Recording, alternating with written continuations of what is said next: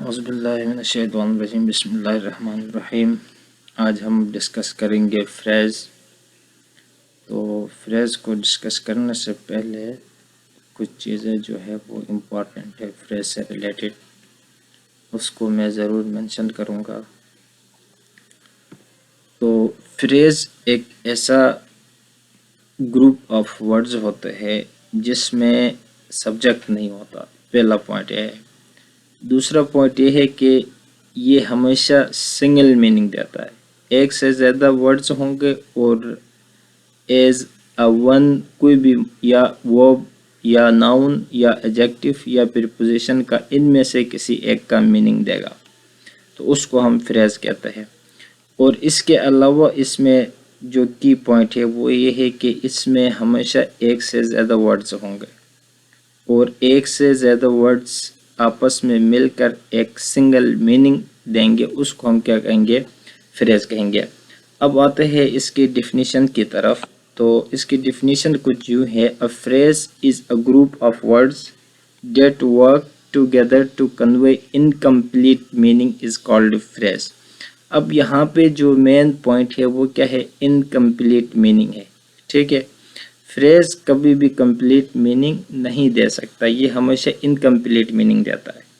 और दूसरा जो मेन चीज़ इसमें क्या होगा, इसमें सब्जेक्ट नहीं होगा, सब्जेक्ट वर्ब कॉम्बिनेशन इसमें नहीं होगा, और इसके अलावा ये कंप्लीट मीनिंग नहीं देंगे, और इसके अलावा ये जितने भी होंगे ये हमेशा एक से ज़्यादा वर्ड्स पर मुश्तमिल होंगे, एक वर्ड का कोई फ्रेज नहीं होता। अच्छा, जो लास्ट पॉइंट इसके बारे में है, ये परफॉर्म करेंगे अ सिंगल मीनिंग। ठीक है, एक सिंगल मीनिंग हमें प्रोवाइड करेंगे, उसको हम क्या कहेंगे, फ्रेज कहेंगे। और इसके कुछ टाइप्स है फ्रेज के, on the base of meaning, और on the base of meaning के बेस पे होते हैं ज़्यादातर, क्योंकि इसका स्ट्रक्चर सेम होता है। स्ट्रक्चर हर फ्रेज का यही होता है जिसमें एक से ज़्यादा वर्ड्स होंगे और वो एक सिंगल मीनिंग परफॉर्म करेगा। अब वो डिपेंड करता है कि कौन किस चीज़ का मीनिंग देता है या किस चीज़ का सेंस देता है। मतलब चीज़ से मुराद है पार्ट्स ऑफ स्पीच का, या तो एडजेक्टिव का मीनिंग देगा, या तो नाउन का मीनिंग देगा, या तो प्रीपोजिशन का मीनिंग देगा, या तो वर्ब का मीनिंग देगा, या तो एडवर्ब का मीनिंग देगा। तो अब हम पढ़ते हैं एक एक करके इसके टाइप्स। तो टाइप्स ऑफ फ्रेजेस की अगर हम बात करें तो बेसिकली क्या होता है, 5 मेन काइंड्स होता है।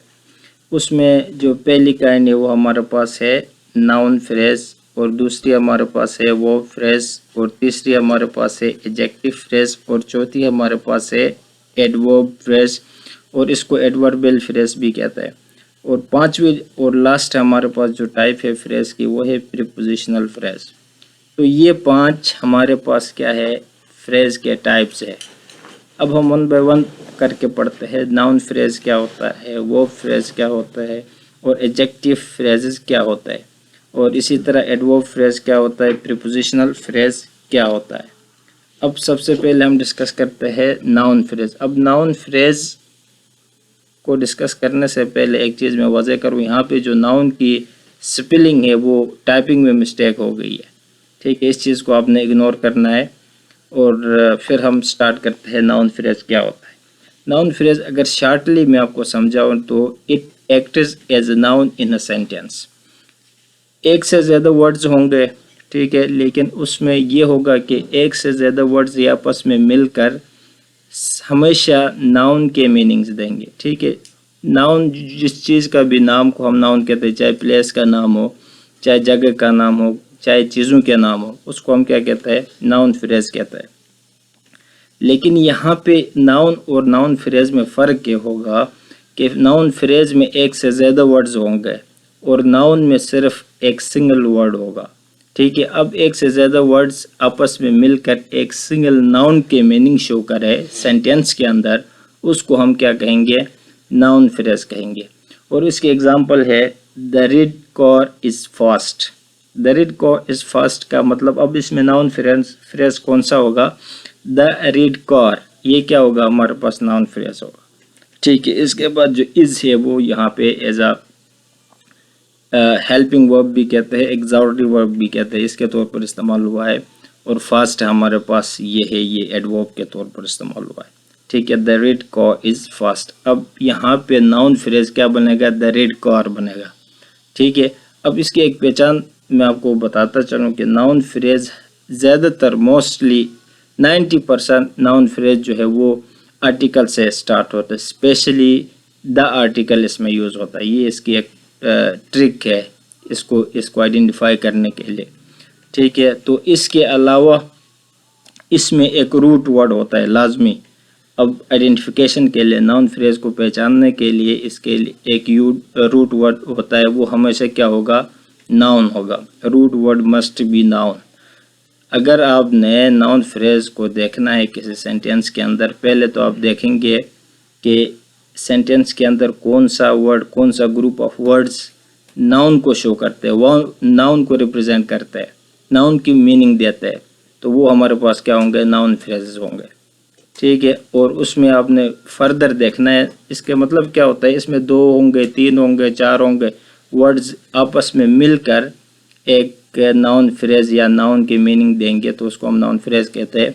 लेकिन उसमें भी एक वर्ड होगा जो ज़रूरी है कि वो नाउन हो, नाउन के बगैर नाउन फ्रेज नहीं बन सकता। ठीक है, उसके साथ एडजेक्टिव भी आ सकता है, उसके साथ प्रीपोजिशन भी आ सकते हैं, उसके साथ वर्ब भी आ सकता है, लेकिन की वर्ड या रूट वर्ड जो है वो हमेशा क्या होना चाहिए, नाउन होना चाहिए, तब हम उसको कहेंगे नाउन फ्रेज। ठीक है, अब यहाँ पे एग्जांपल में मैंने अब जो सेंटेंस आपसे डिस्कस की, और इसमें द रेड कार जो है वो क्या है, हमारे पास नाउन फ्रेज है। ठीक है, ये नाउन को शो करता है, एक सिंगल मीनिंग देता है। अब इसमें दूसरी जो बात है ये होगी कि नाउन फ्रेज जो है वो सब्जेक्ट के तौर पर भी इस्तेमाल हो सकता है, नाउन फ्रेज जो है वो ऑब्जेक्ट के तौर पर भी इस्तेमाल हो सकता है, वो डिपेंड करता है सिचुएशन पे। ठीक है, तो इसके साथ साथ नाउन फ्रेज के बारे में जो चीज़ें थी वो मैंने आपसे डिस्कस की, इसमें कोई ख़ास ज़्यादा चीज़ें नहीं होती है। और इसका जो अगला टाइप है फ्रेज की, उसकी तरफ हम चलते हैं और उसको थोड़ा डिस्कस करते हैं। अगली टाइप जो है वो हमारे पास क्या है, वर्ब फ्रेज है।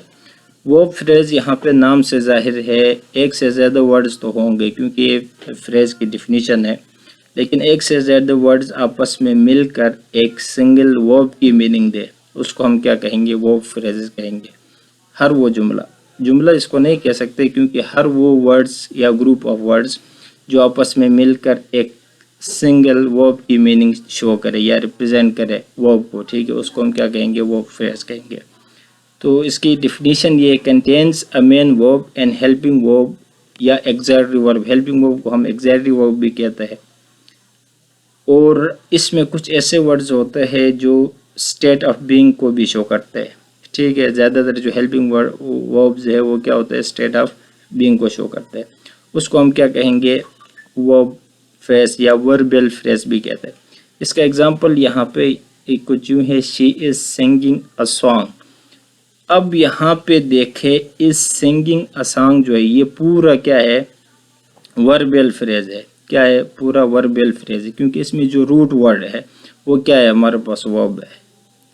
ग्रुप ऑफ वर्ड इसमें कितने होंगे, इज है, सिंगिंग है, अ है, सॉन्ग है। इसमें टोटल अगर देखा जाए तो 4 वर्ड्स है, 4 वर्ड्स मिलकर एक फ्रेज बना है, उसको हम कहते हैं वर्ब फ्रेज। और इसमें जो रूट वर्ड है इसका क्या है, वर्ब है।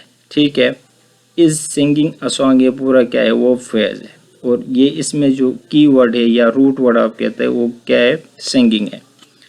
अच्छा, इसमें एक रूट वर्ड होना चाहिए, वो वर्ब होना चाहिए, और ये हमेशा it must be used as a verb, ये हमेशा वर्ब के तौर पर यूज़ होना चाहिए।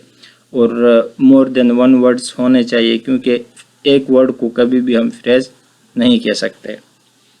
अब अगले जाते हैं कि उसकी नेक्स्ट टाइप एडजेक्टिव फ्रेज की तरफ। एडजेक्टिव फ्रेज नाम से जाहिर है जुमले के अंदर ग्रुप ऑफ वर्ड्स होंगे जो एडजेक्टिव को रिप्रेजेंट करेंगे, उसको हम कहते हैं एडजेक्टिव फ्रेज।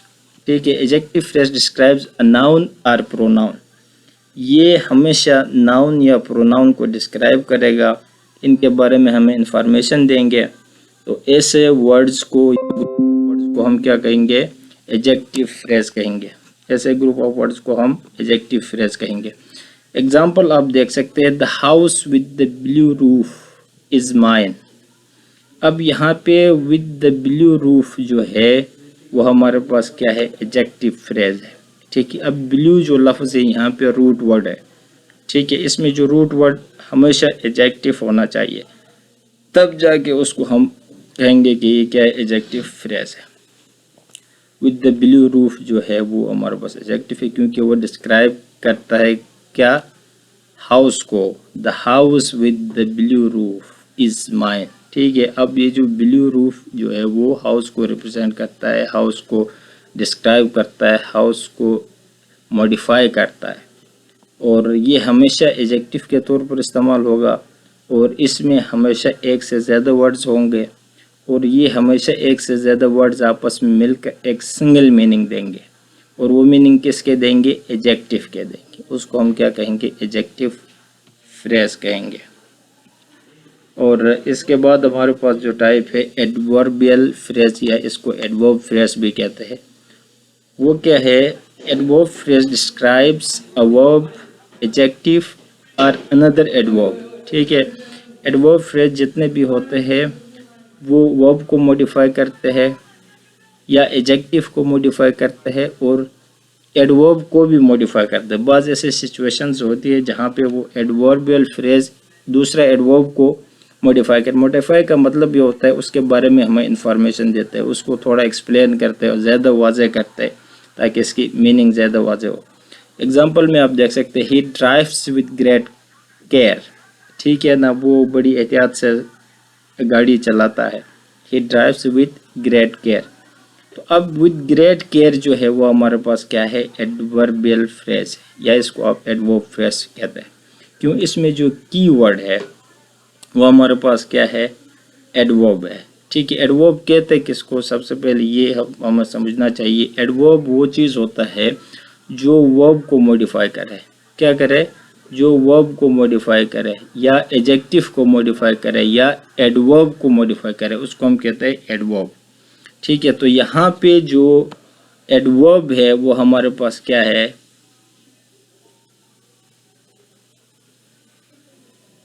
एडवर्ब जो है वो हमारे पास यहाँ पे विद ग्रेट केयर है, एडवर्ब फ्रेज जो है। ठीक है, इसमें जो की वर्ड है वो हमारे पास क्या है, एडवर्ब है। विद ग्रेस टोटल जो है, ही ड्राइव्स विद ग्रेट केयर। अब यहाँ पे ही तो सब्जेक्ट है, ड्राइव्स वर्ब है, और विद ग्रेट केयर जो है वो हमारे पास एडवर्ब है, क्योंकि ये एडवर्ब के सेंस हमें दे रही है। ठीक है, अब ये ड्राइव को क्या कर रही है, मॉडिफाई कर रही है। अच्छा, इसके साथ साथ इसमें जो मेन इसके पॉइंट्स है, इसमें रूट वर्ड जो होगा वो एडवर्ब होगा। ठीक है, ये एक से ज़्यादा वर्ड्स होंगे, और एक से ज़्यादा वर्ड्स आपस में मिलकर एक सिंगल एडवर्ब के मीनिंग देंगे, उसको हम कहेंगे एडवर्बियल फ्रेज या एडवर्ब फ्रेज। और जो लास्ट हमारे पास है prepositional phrase. Prepositional phrase begins with a preposition and shows direction, place और टाइम। प्रीपोजिशनल फ्रेज वो फ्रेजेस होते हैं जो प्रीपोजिशन के तौर पर इस्तेमाल होते हैं जुमले के अंदर। प्रीपोजिशन का मतलब, प्रीपोजिशन किस चीज़ के लिए इस्तेमाल होता है, ये पोजीशन को शो करती है, प्लेस को शो करती है, टाइम को शो करता है, और डायरेक्शन को शो करता है जुमले के अंदर। ठीक है, और ये ज़्यादातर नाउन से पहले इस्तेमाल होते हैं। इनकी पोजीशन अगर जुमले में देखा जाए तो ये